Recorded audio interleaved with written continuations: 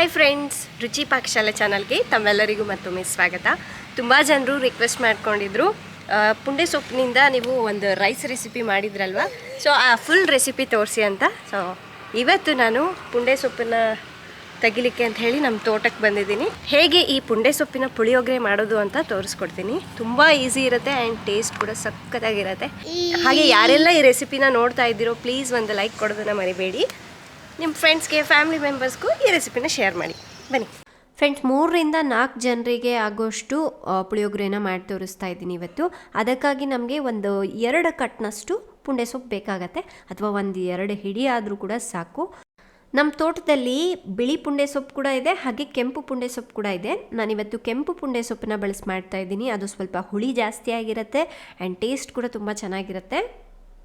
First ಒಂದು ಕಡಾಯಿಗೆ 1 table ಸ್ಪೂನಷ್ಟು ಶೇಂಗಾ ಎಣ್ಣೆನ ಹಾಕ್ಕೊಳ್ಳಿ. ಎಣ್ಣೆ ಕಾದ್ಮೇಲೆ ಒಂದು ಅರ್ಧ ಟೀ ಸ್ಪೂನಷ್ಟು ಮೆಂತ್ಯ ಕಾಳನ್ನು ಹಾಕಿ ಇದನ್ನು ಲೈಟಾಗಿ ಹುರ್ಕೋಬೇಕು. ಒಂದು 6 ರಿಂದ 7 ಒಣಗಿದ ಮೆಣಸಿನ್ಕಾಯಿನ ಹಾಕಿ ಹುರ್ಕೊಳ್ಳಿ. ಇದಕ್ಕೆ ಶೇಂಗಾ ಎಣ್ಣೆ ಬಳಸೋದ್ರಿಂದ ಎಕ್ಸ್ಟ್ರಾ ಫ್ಲೇವರ್ ಮತ್ತು ಟೇಸ್ಟ್ ತುಂಬ ಚೆನ್ನಾಗಿರುತ್ತೆ. ಶೇಂಗಾ ಎಣ್ಣೆ ಇಲ್ಲ ಅಂದರೆ ನೀವು ನಾರ್ಮಲ್ ಆಗಿ ಬಳಸುವಂತಹ ಎಣ್ಣೆನೇ ಬಳಸಬಹುದು. ನೆಕ್ಸ್ಟ್ ಇದಕ್ಕೆ ಪುಂಡೆ ಸೊಪ್ಪನ್ನು ಹಾಕ್ಕೋಬೇಕು. ನಾನಿಲ್ಲಿ ಸುಮಾರಾಗಿ 2 ಕೈ ಹಿಡಿಯಷ್ಟು ತೊಗೊಂಡಿದ್ದೀನಿ. ನೀವು ಕಟ್ ಲೆಕ್ಕದಲ್ಲಿ ತೊಗೊಂಡ್ರೆ ಒಂದು ದೊಡ್ಡ ಕಟ್ಟಷ್ಟು ಪುಂಡೆ ಸೊಪ್ಪನ್ನು ತೊಗೊಳ್ಳಿ. 1-2 ಸಲ ಚೆನ್ನಾಗಿ ಸೊಪ್ಪನ್ನು ತೊಳೆದ್ಬಿಟ್ಟು ಹಾಕ್ಕೊಂಡು ನೋಡಿ, ಈ ಸೊಪ್ಪು ಬಂದು ಚೆನ್ನಾಗಿ ಸಾಫ್ಟ್ ಆಗಬೇಕು. ಒಂದು 5 ನಿಮಿಷನಾದರೂ ಚೆನ್ನಾಗಿ ಹುರ್ಕೋಬೇಕು.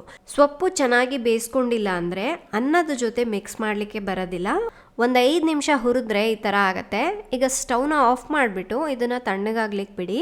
ನೀವು ಬಿಳಿ ಪುಂಡೆ ಸೊಪ್ಪನ್ನು ಬಳಸ್ತಾ ಇದ್ದರೆ ಇದಕ್ಕೆ ಸ್ವಲ್ಪ ಹುಣಸೆ ಹಣ್ಣನ್ನು ಹಾಕಿ ರುಬ್ಕೊಳ್ಳಿ. ಏಕೆಂದರೆ ಬಿಳಿ ಪುಂಡೆ ಸೊಪ್ಪು ಅಷ್ಟಾಗಿ ಹುಳಿ ಇರೋದಿಲ್ಲ. ಇದು ಕೆಂಪು ಪುಂಡೆ ಸೊಪ್ಪು ಆಗಿರೋದ್ರಿಂದ ನಾನು ಇದಕ್ಕೆ ಹುಣಸೆಹಣ್ಣೇನೂ ಹಾಕಿಲ್ಲ. ನೋಡಿ, ನೀರೇನು ಹಾಕ್ದಲೇ ಪೇಸ್ಟ್ ರೀತಿ ರುಬ್ಬಿಟ್ಕೊಂಡು ಸೈಡಿಗೆ ಎತ್ತಿಟ್ಕೊಳ್ಳಿ. ಈಗ ಇದೇ ಕಡಾಯಿಗೆ 1-2 ಟೇಬಲ್ ಸ್ಪೂನಷ್ಟು ಶೇಂಗಾ ಎಣ್ಣೆನ ಹಾಕಿ ಬಿಸಿ ಮಾಡ್ಕೊಳ್ಳಿ. 1 ಟೇಬಲ್ ಸ್ಪೂನಷ್ಟು ಶೇಂಗಾ ಬೀಜನ ಹಾಕಿ ಇದು ಸ್ವಲ್ಪ ಕಲರ್ ಚೇಂಜ್ ಆಗೋವರೆಗೂ ಹುರ್ಕೋಬೇಕು.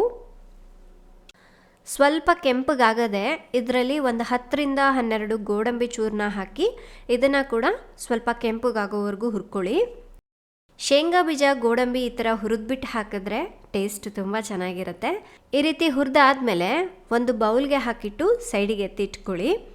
ಇದನ್ನು ಲಾಸ್ಟಿಗೆ ಬಳಸ್ಕೊಳ್ಳೋಣ.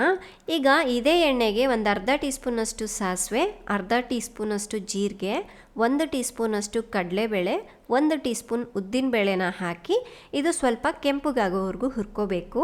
ಅದಾದಮೇಲೆ ಒಂದು 1/4 ಚಮಚದಷ್ಟು ಇಂಗು, 3 ಒಣಗಿದ ಮೆಣಸಿನ್ಕಾಯಿ, ಖಾರಕ್ಕಾಗಿ 1-2 ಹಸಿ ಮೆಣಸಿನ್ಕಾಯಿ, ಹಾಗೆ ಸ್ವಲ್ಪ ಕರಿಬೇವನ್ನು ಹಾಕಿ ಇದನ್ನು ಮಿಕ್ಸ್ ಮಾಡಿ.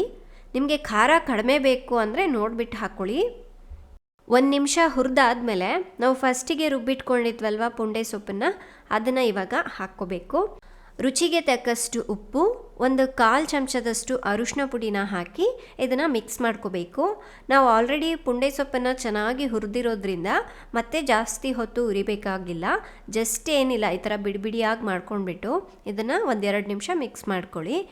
ಈಗ ಇದಕ್ಕೆ ಅನ್ನನ ಹಾಕ್ಕೋಬೇಕು. ನಾನಿಲ್ಲಿ 3 ಕಪ್ನಷ್ಟು ಅನ್ನನ ಈ ರೀತಿ ಉದುರಾಗಿ ಮಾಡ್ಕೊಂಡಿದ್ದೀನಿ. ಉಳಿದಿರೋ ಅನ್ನದಿಂದಲೂ ಕೂಡ ಮಾಡಬಹುದು.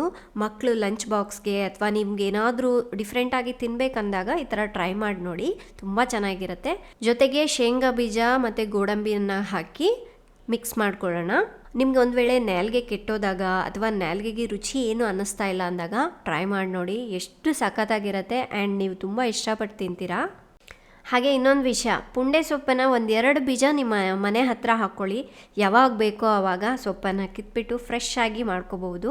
ನೋಡಿ, ಈಗ ಬಿಸಿಯಾಗಿ ಪುಂಡೆ ಸೊಪ್ಪಿನ ಪುಳಿಯೋಗರೆ ರೆಡಿ ಆಗಿದೆ ಆ್ಯಂಡ್ ನಾನು ಟೇಸ್ಟ್ ಮಾಡಿ ಹೇಳ್ತೀನಿ ಹೇಗಿದೆ ಅಂತ. ಆ್ಯಂಡ್ ನೋಡ್ತಾ ಇದ್ರೇ ಎಷ್ಟು ಕಲರ್ಫುಲ್ ಆಗಿದೆ ಅಲ್ವಾ. ಆ್ಯಂಡ್ ಇನ್ನು ಈ ರೆಸಿಪಿನ ಬ್ಯಾಚುಲರ್ಸ್, ಅಡುಗೆ ಬರದೇ ಇರೋರು, ಮಕ್ಕಳು ಯಾರು ಬೇಕಾದರೂ ಟ್ರೈ ಮಾಡ್ಬೋದು. ಸೂಪರಾಗಿ ಬರುತ್ತೆ ಆ್ಯಂಡ್ ಮಾಡೋದು ಕೂಡ ತುಂಬಾ ಈಸಿ. ಫ್ರೆಂಡ್ಸ್, ಈಗ ಪುಳಿಯೋಗರೆ ಟೇಸ್ಟ್ ಮಾಡ್ತಾ ಇದ್ದೀನಿ. ಎಷ್ಟು ಸಖತ್ತಾಗಿದೆ ಗೊತ್ತಾ ಟೇಸ್ಟು.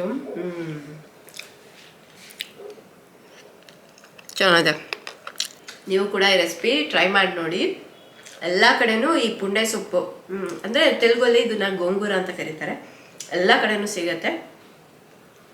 ನೀವು ಟ್ರೈ ಮಾಡಿ. ಹೇಗಿತ್ತು ಈ ರೆಸಿಪಿ ಅನ್ನೋದನ್ನ ಕಾಮೆಂಟ್ ಮಾಡಿ ತಿಳಿಸೋದನ್ನ ಮರಿಬೇಡಿ. ನಿಮಗೆ ರೆಸಿಪಿ ಇಷ್ಟ ಆದರೆ ಲೈಕ್ ಮಾಡಿ. ನಾಳೆ ಇನ್ನೊಂದು ಹೊಸ ರೆಸಿಪಿಯೊಂದಿಗೆ ಮತ್ತೆ ಸಿಗೋಣ. ಅಲ್ಲಿವರೆಗೂ ಟೇಕ್ ಕೇರ್, ಬಾಯ್.